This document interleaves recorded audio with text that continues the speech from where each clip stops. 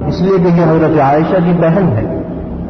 تو رسول اللہ صلی اللہ علیہ وسلم نے یہ دیکھا کہ انہوں نے بہت باریک کپڑے پہنے ہوئے ہیں جن میں جسم ان کا نمایاں تھا. فأعرض عنها رسول اللہ صلی اللہ علیہ وسلم. وہ اللہ کے حبیب علیہ الصلوۃ والسلام نے منہ پھیر لیا،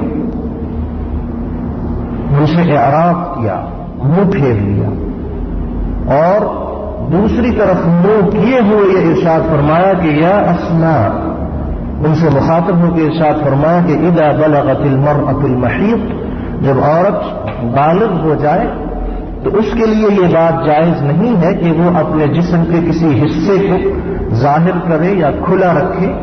الا هذا وهذا، اشار الى كفيه ووجهه، سوائے اس کے اور اس کے، یہ کہہ کر آپ علیہ الصلوۃ والسلام نے اپنے چہرے اور ہتھیلیوں کی طرف اشارہ کیا کہ بالغ عورت کے لیے یہ بات جائز ہے کہ وہ اپنے چہرے کو اور اپنی ہتھیلیوں کو کھلا رکھ سکتی ہے.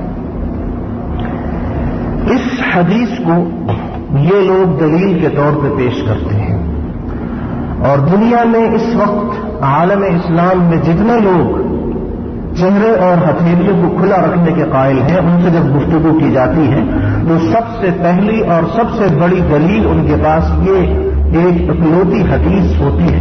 اس حدیث کو وہ دلیل کے طور پر پیش کرتے ہیں. صاحب حدیث میں آیا ہے اور رسول اللہ صلی اللہ علیہ وسلم نے ارشاد فرمایا. حالانکہ یہ حدیث ضعیف حدیث ہے، بلکہ بعض محدثین نے لکھا ہے کہ یہ حدیث جو ہے ضعیف جدا، بہت زیادہ ضعیف ہے، کیونکہ اس حدیث کو جس شخص نے روایت کیا ہے وہ خالد بن دریک، ایک تابعی ہے، وہ اس حدیث کے راوی ہیں. خالد بن دریک عن عائشہ، وہ حضرت عائشہ سے روایت کرتے ہیں. اور جو شخص حدیث کو روایت کرے اس کے لیے ضروری ہے کہ اس نے اس شخص کو دیکھا ہو جس سے وہ حدیث لے رہا ہے یا بیان کر رہا ہے. اور یہ خالد بن دریک جو ہے، انہوں نے حضرت عائشہ کا زمانہ نہیں پایا.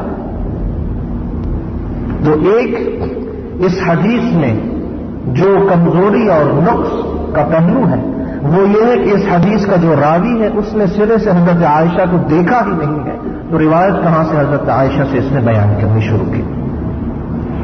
اور دوسرے اس حدیث کی روایت میں ایک اور صاحب ہیں، سعید بن بشیر الانصاری. ان کے بارے میں محدثین اور علم جرح اور تعدیل کے جو علماء ہیں انہوں نے لکھا ہے کہ یہ صاحب ان کا حافظہ کمزور تھا. یہ دوسری علت ہے اس حدیث کی.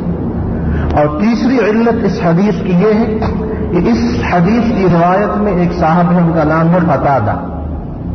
اور یہ قتادہ وہ قتادہ نہیں ہے جن سے تفسیر میں بعض اقوال منسوب اور موجود ہیں، یہ دوسرے قتادہ ہیں. ان کے بارے میں محدثین کا اتفاق ہے کہ ان کا حافظہ کمزور تھا. اور چوتھی علت اس حدیث کی یہ ہے کہ اس میں ایک اور راوی ہیں، ان کا نام ہے الولید بن مسلم.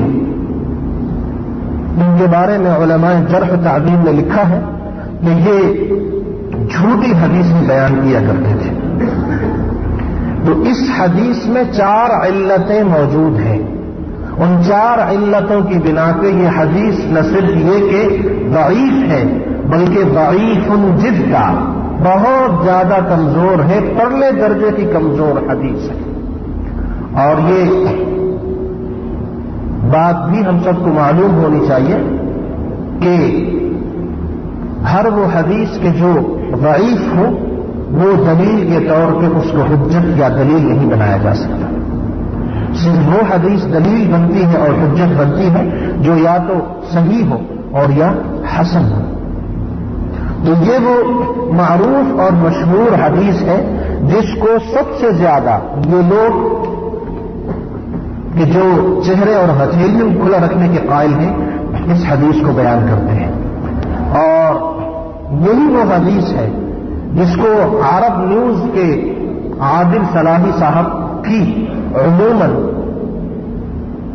بیان کرتے ہیں اور اس حدیث کو دلیل کے طور پہ پیش کرتے ہیں کہ حدیث میں یہ بات موجود ہے کہ عورت اپنے چہرے اور ہتھیلیوں کو کھلا رکھے، تو یہ حدیث قابل حجت نہیں ہے۔ مشکل یہ ہے کہ وہ لوگ مفتی بن گئے ہیں اور وہ لوگ حدیثیں بیان کرتے پھرتے ہیں جنہوں نے سرے سے علم حدیث بلکہ علوم حدیث کو پڑھا ہی نہیں ہے،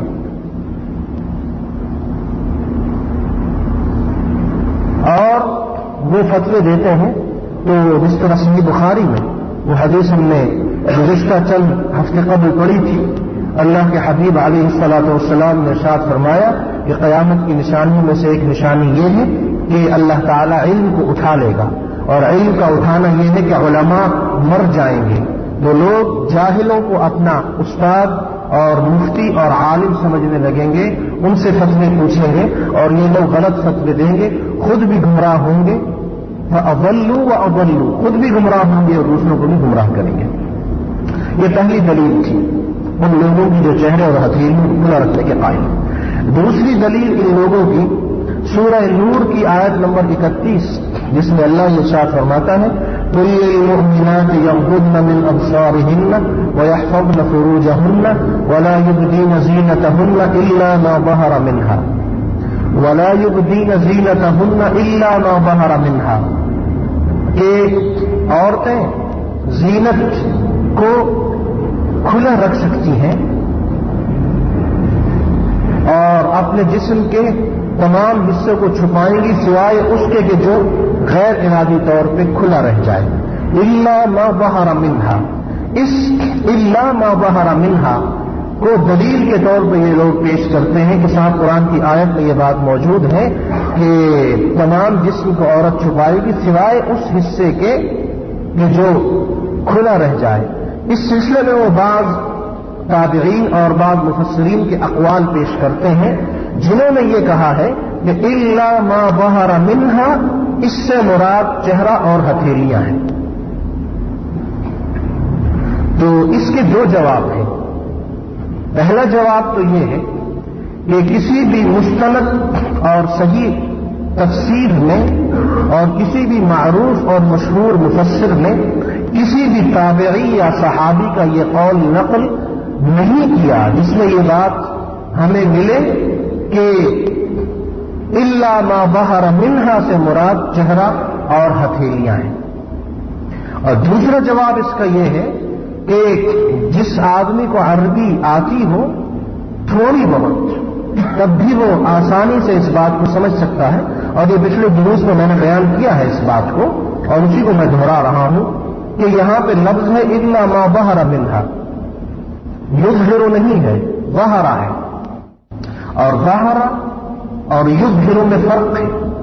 ظہر کا ترجمہ لفظی یہ بنتا ہے کہ جسم کا وہ حصہ جو غیر ارادی طور پہ ظاہر ہو جائے، اور یظہر کا ترجمہ یہ ہوتا ہے کہ جو خود ظاہر کیا جائے۔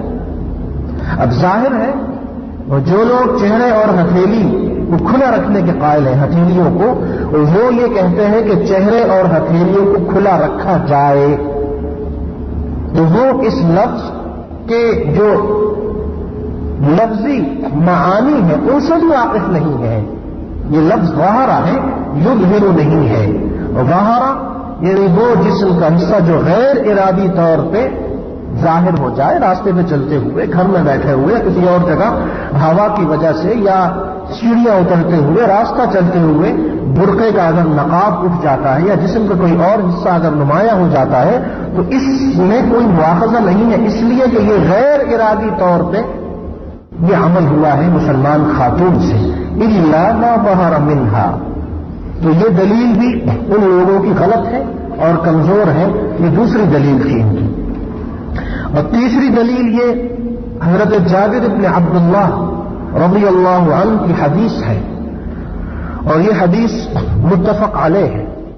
جابر بن عبداللہ رضی اللہ عنہ یہ ارشاد فرماتے ہیں کہ شہدت مع رسول اللہ صلی اللہ علیہ وسلم یوم العید فبدأ بالصلاة قبل الخطبة ثم مضى حتى أتى النساء فوضعهن۔ وذكرهن فقال تصدقن يا معشر النساء وفي رواية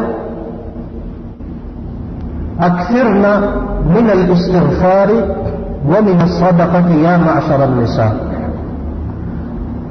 جابر ابن عبداللہ رضی اللہ عنہ اس حدیث کے راوی ہیں کہ میں نے دیکھا کہ رسول اللہ صلی اللہ علیہ وسلم نے عید کی نماز میں پہلے نماز پڑھائی اور اس کے بعد خطبہ دیا، اور پھر خواتین جہاں بیٹھی ہوئی تھی ان کے پاس آپ تشریف لے گئے اور آپ نے عورتوں کو نصیحت کی، ان کو سمجھایا اور ان کو اللہ سے ڈرایا، اور یہ ارشاد فرمایا عورتوں سے کہ یا معشر النساء اکثرن من الاستغفار وتصدقن.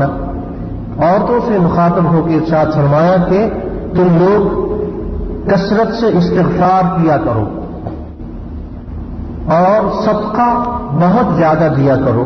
عورتوں سے ارشاد فرمایا کہ کثرت سے استغفار پڑھا کرو، استغفر اللہ واتوب الیہ، یا اور جو دعائیں رسول اللہ صلی اللہ علیہ وسلم سے صحیح احادیث میں منقول ہیں جن کو آپ پڑھا کرتے تھے استغفار کے طور پہ.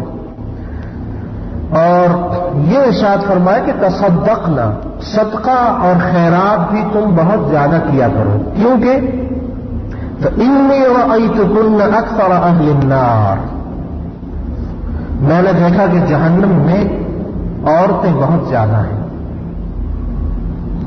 تو اس پر فقامت امرأة من شطة النساء صفعاء الخدين، کہ اچانک اس مجمع میں سے ایک عورت کھڑی ہوئی اور اس کے جو رخسار تھے وہ سیاہ تھے، یعنی سیاہ چہرہ تھا اس کا. وہ کھڑی ہوئی اور اس نے رسول اللہ صلی اللہ علیہ وسلم سے یہ دریافت کیا کہ یا رسول اللہ کیا وجہ ہے کہ جہنم میں ہم لوگ زیادہ ہیں؟ تو اس پر رسول اللہ صلی اللہ علیہ وسلم نے ارشاد فرمایا کہ اس کی ایک وجہ تو یہ ہے کہ تم شوہروں کی ناشکری کرتی ہو، اور دوسری یہ کہ لعن طعن اور اس میں تم اپنے آپ کو زیادہ مشغول رکھتی ہو. شوہروں کی ناشکری یہ ہے کہ ساری زندگی اگر بیچارہ حسن سلوک کرتا رہے لیکن اگر کسی ایک دن اس سے کوئی غلطی ہو گئی تو پھر جواب یہ ملتا ہے کہ جو 15-20 سال تمہارے ساتھ میں نے گزارے ہیں ان 15-20 سالوں میں میں نے کوئی خیر اور کوئی اچھا کام اس گھر میں نہیں دیکھا. وہ جتنی کی ہوئی محنت ہے 15-20 سال کی سب ضائع ہو جاتی ہے. یہ تجربہ کیا ہے آپ سب نے. تو یہ فطرت ہے عورتوں کی کہ وہ عموماً ناشکری کرتی ہیں اپنے گھر والوں کی، اور اس سے مراد یہ نہیں ہے کہ ہر عورت واقعی ناشکری ہوتی ہے، بلکہ اکثریت عورتوں کی وہ ہوتی ہے کہ جو شکر ادا نہیں کرتی.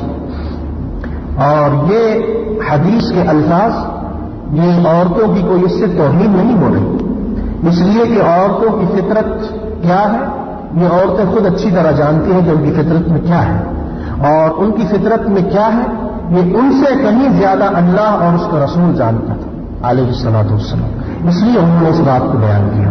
اور دوسری بات یہ کہ لعن طعن، طعنے دینا اور لعنت بھیجنا یہ بھی عورتوں میں عموماً زیادہ ہوتا ہے. اس لیے اللہ کے حبیب علیہ الصلوۃ والسلام نے ارشاد فرمایا کہ تم لوگ صدقہ اور خیرات زیادہ کیا کرو، غریبوں، یتیموں، بیواؤں اور دوسرے مسکینوں کی مدد کیا کرو، اور اٹھتے بیٹھتے استغفار پڑھا کرو. اس حدیث میں اس عورت کا ذکر ہے فقامت امرأۃ، وہ خاتون کے جو کھڑی ہوئی. اب یہ جو حضرت جابر ہیں انہوں نے حدیث کے بیان کرتے ہوئے یہ ارشاد فرمایا کہ اس عورت کا جو چہرہ تھا وہ سیاہ تھا. تو چہرے اور ہتھیلیوں کو کھلا رکھنے والے لوگ اس حدیث کے ان الفاظ کو دلیل کے طور پہ پیش کرتے ہیں کہ اگر عورت کے لیے چہرے کا چھپانا ضروری ہوتا تو عید کے اس اجتماع میں یہ خاتون جو کہ ظاہر ہے مسلمان ہی تھی اور صحابیہ تھی یہ اپنے چہرے کو ضرور چھپاتی، ورنہ حضرت جابر یہ نہ کہتے کہ اس کا چہرہ اس طرح کا تھا.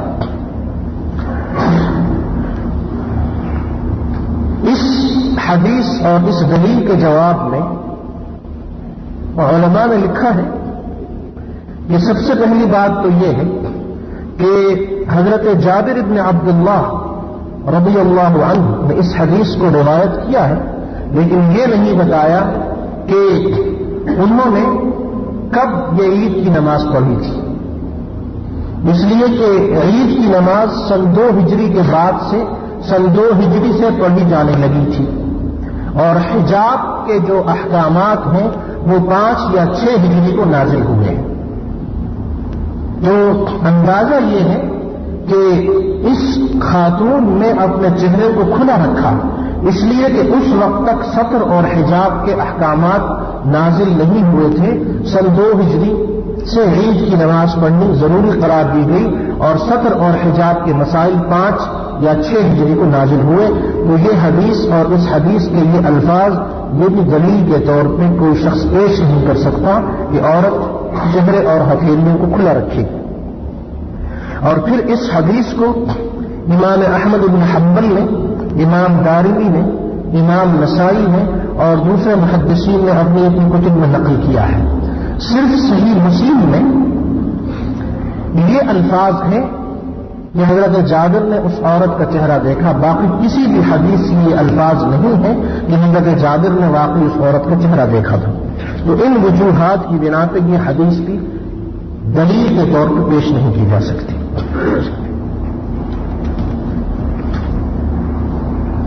اور بعض صحابیات نے مختلف جنگوں میں اور جہاد میں رسول اللہ صلی اللہ علیہ وسلم کے ساتھ جو شرکت کی ہے، اس کو بھی بعض لوگ دلیل کے طور پر پیش کرتے ہیں کہ صحابیات جہاد جب ہوتا تھا تو اس میں حصہ لینے جایا کرتی تھی اور زخمیوں کی مرہم پٹی کرتی تھی، تو اس لیے اس سے یہ ثابت ہوتا ہے کہ چہرہ اور ہتھیلیاں یہ ان کا چھپانا ضروری نہیں ہے، اس لیے کہ مرہم پٹی جب وہ کرتی تھی تو ظاہر ہے کہ ان کا چہرہ اور ہتھیلیاں کھلی ہوئی ہوگی۔ تو اس کا ایک جواب تو یہ ہے کہ مرہم پٹی کے لیے چہرے کو کھلا رکھنا یہ کوئی ضروری نہیں ہے۔ عورت چہرے کو چھپا کر بھی اور اپنے ہاتھوں پہ نقاب اور اپنے ہاتھوں پہ دستانے چڑھا کر بھی مرہم پٹی کر سکتی ہے۔ تو یہ دلیل کہاں سے آپ نے لے لی کہ عورتیں جب جنگوں میں شرکت کرتی تھی جہاد میں تو ان کے چہرے کھلے ہوئے ہوتے تھے اور ان کی ہتھیلیاں کھلی ہوئی ہوتی تھی، اس کا ذکر کہاں ہے اس میں؟ اور دوسرا جواب یہ ہے کہ جہاد میں یا جنگ میں شرکت کرنا یہ ایک استثنائی صورت ہے، یہ عام حالات میں ایسا نہیں ہوتا تھا۔ عام حالات میں کبھی ایسا نہیں ہوا کہ رسول صلی اللہ علیہ وسلم نے کسی سفر کے موقع پہ کہا کہ سب اپنے اپنی بیویوں کو ساتھ لے کے چلو۔ جنگ میں جنگ کی حالت کو ایمرجنسی کی حالت ہے، ایک استثنائی حالت ہے، اور جو حالت استثنائی ہو اس کو عام حالت میں دلیل کے طور پہ نہیں پیش کیا جا سکتا۔ مثلا وضو کرنا نماز کے لیے ضروری ہے اور وضو کے لیے پانی کا ہونا ضروری ہے، لیکن اگر پانی موجود نہیں ہے تو آدمی تیمم کرے گا، یا اگر پانی کے ساتھ وضو کرتے ہوئے اس شخص کو تکلیف ہوتی ہے، بیمار ہے، تو پھر یہ تیمم کرے گا۔ تو تیمم کرنا یہ ایک استثنائی صورت ہے۔ اصل حکم کیا ہے؟ پانی سے وضو کیا جائے۔ اصل حکم یہ ہے کہ چہرے کو چھپایا جائے، لیکن کبھی اگر ایسی حالت ہو کسی گھر میں آگ لگ جائے اور اس گھر کی خواتین کو بچانا مقصد ہو تو اب اس وقت ان کو چونکہ بچانا ضروری ہے تو چہرے کے پردے کو کوئی نہیں دیکھتا اس وقت۔ یہ ایک ہنگامی صورت ہے، تو ہنگامی صورت کو عام صورتحال سے برابر نہیں کیا جا سکتا۔ اور میں نے عرض کیا کہ چہرے اور ہتھیلیوں کے جو لوگ قائل ہیں ان کی مشکل یہ ہے کہ نہ تو وہ صحیح طور پہ تمام علوم احادیث سے واقف ہوتے ہیں اور نہ ہی وہ لوگ اصول فقہ یا فقہ کے علوم سے واقف ہوتے ہیں۔ یہ تمام دلائل جو پیش کیے گئے گزشتہ 6 ہفتوں سے، ان سب میں قرآن کی صریح آیات اور صریح احادیث سے یہ بات ثابت ہو گئی کہ ہر مسلمان عورت چہرے اور ہتھیلیوں کو چھپائے گی، اور یہ دلائل نقل کے ساتھ ثابت ہو گئے۔ اللہ کے حبیب پہ قرآن نازل ہوا انہوں نے صحابہ کو سکھایا اور ان کی زبان مبارک کی جو کچھ نکلا اس کو صحابہ نے محفوظ کیا، تو قرآن و حدیث اور قرآن و سنت کی شکل میں نقل کے ذریعے ہم تک دین پہنچا۔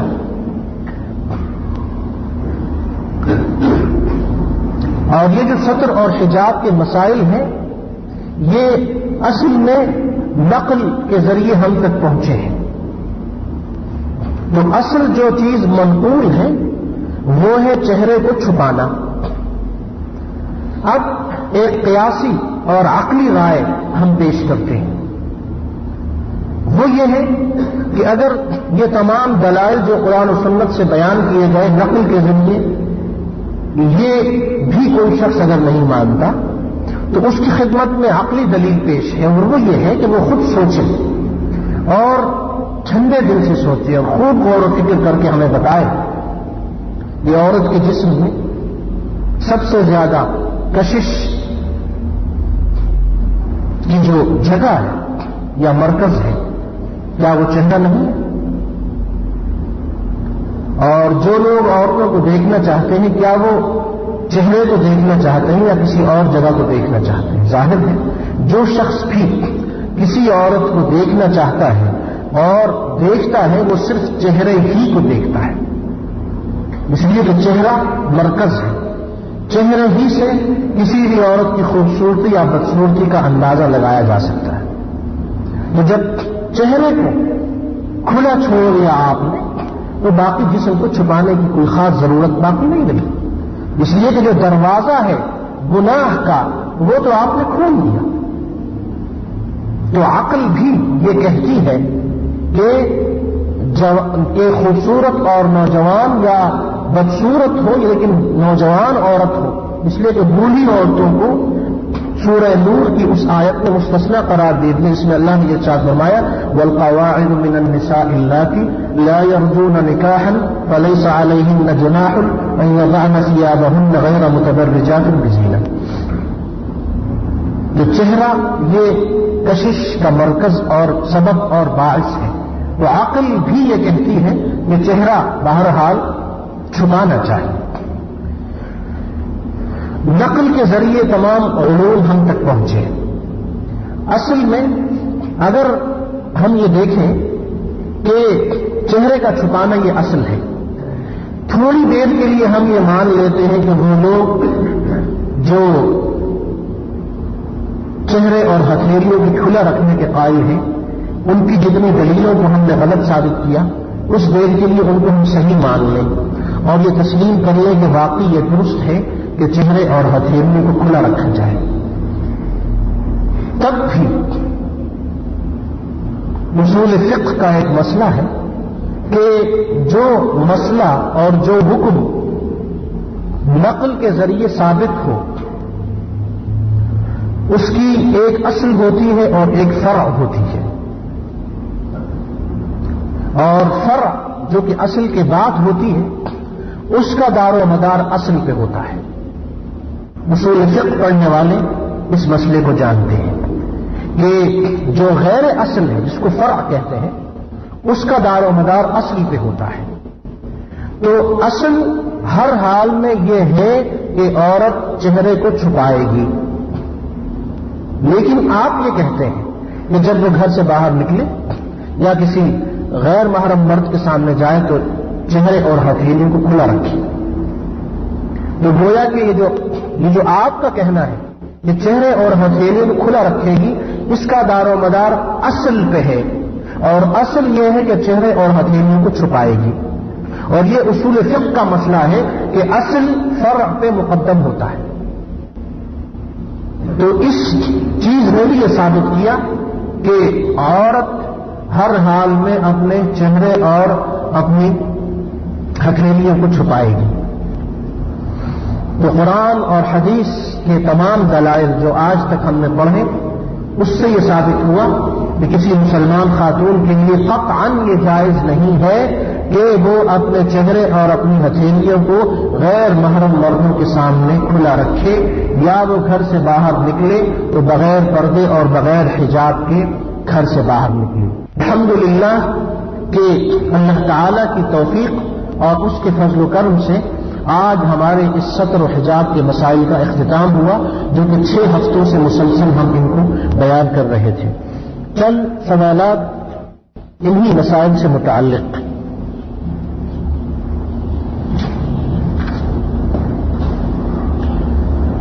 سسر، جیٹھ، دیور، شوہر کے ماموں، چچا وغیرہ سے چہرے کا پردہ کیا جائے گا کہ نہیں؟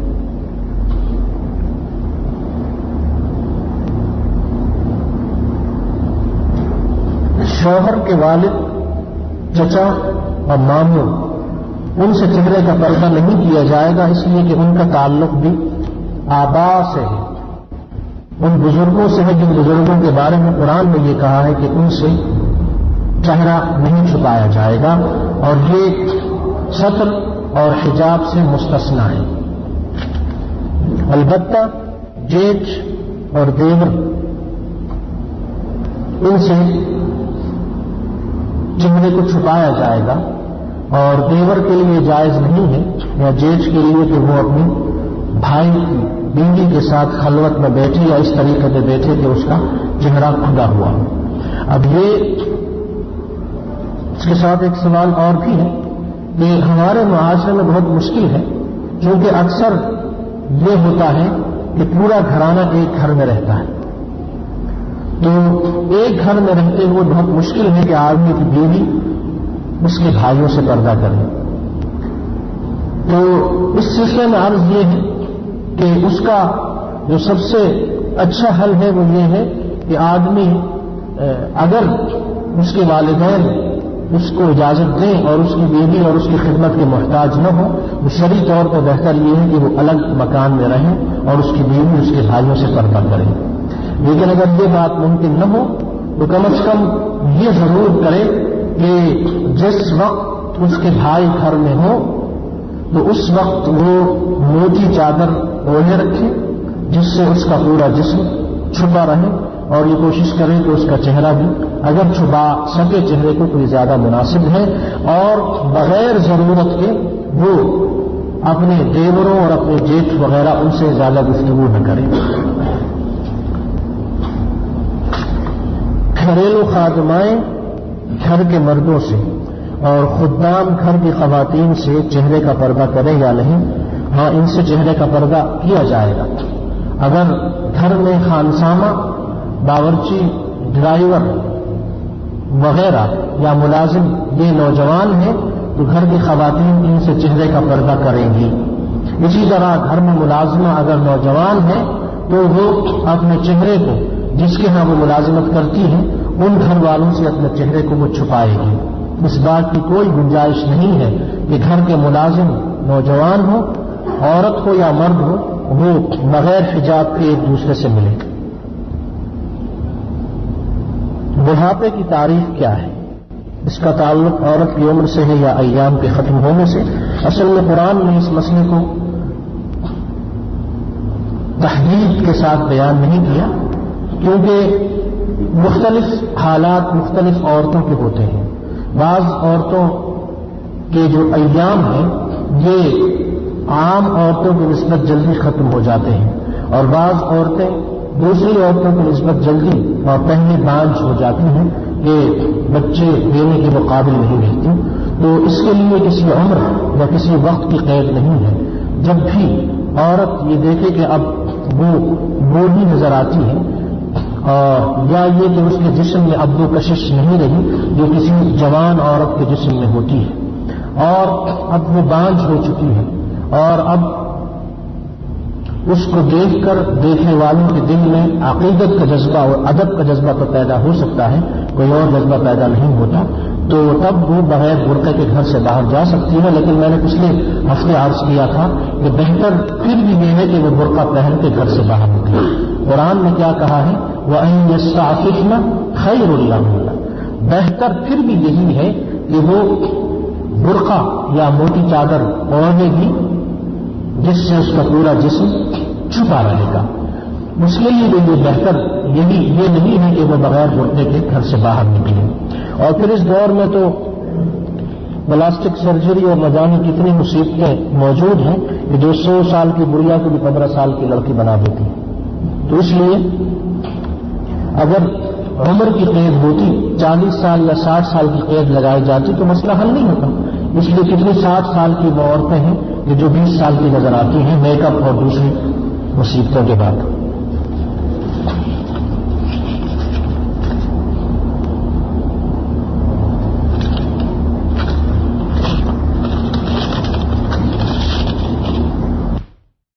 سوال حج اور عمرے کے بارے میں ہے کہ کسی اور کی طرف سے حج اور عمرہ کرنے کا کیا طریقہ ہے. حج فرض ہے مسلمان کے جو صاحب استطاعت ہو، اور عمرہ فرض نہیں ہے اور نہیں عمرہ کرنا واجب ہے. بعض علماء کے نزدیک واجب ہے، لیکن جو صحیح قول ہے وہ یہ ہے کہ عمرہ کرنا سنت ہے. تو کسی اور کی طرف سے عمرہ کرنے کا تو سوال اس لیے پیدا نہیں ہوتا کہ یہ ایک سنت عمل ہے. البتہ جہاں تک حج فرض اور فرض حج کا تعلق ہے، اگر کسی آدمی میں حج فرض ہے اور وہ حج کر سکتا ہے، صاحب استطاعت ہے، تو وہ خود حج کرے. اگر کسی بیماری یا کسی اور شرعی عذر کی وجہ سے وہ حج نہیں کر سکتا تو پھر وہ کسی آدمی کو اپنا وکیل بنا کے بھیج سکتا ہے اور دوسرا کوئی شخص اس کی طرف سے حج کر سکتا ہے. اور جو شخص کسی اور آدمی کی طرف سے حج کرے اس کے لیے ضروری ہے کہ اس نے پہلے خود ایک حج اپنے لیے کیا ہوا.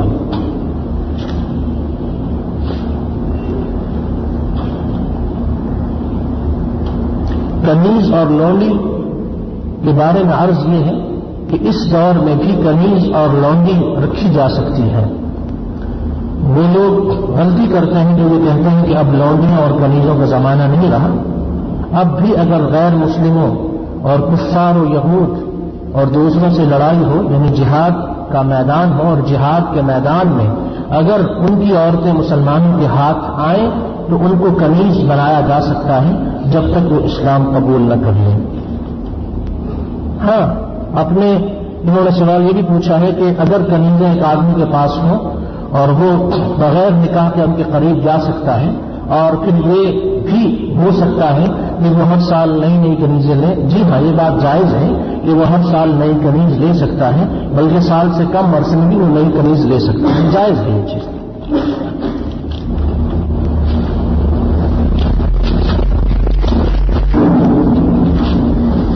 سبحانك اللهم وبحمدك أشهد أن لا إله إلا أنت أستغفرك وأتوب إليك. استغفرك وأتوب إليك. استغفرك وأتوب إليك. استغفرك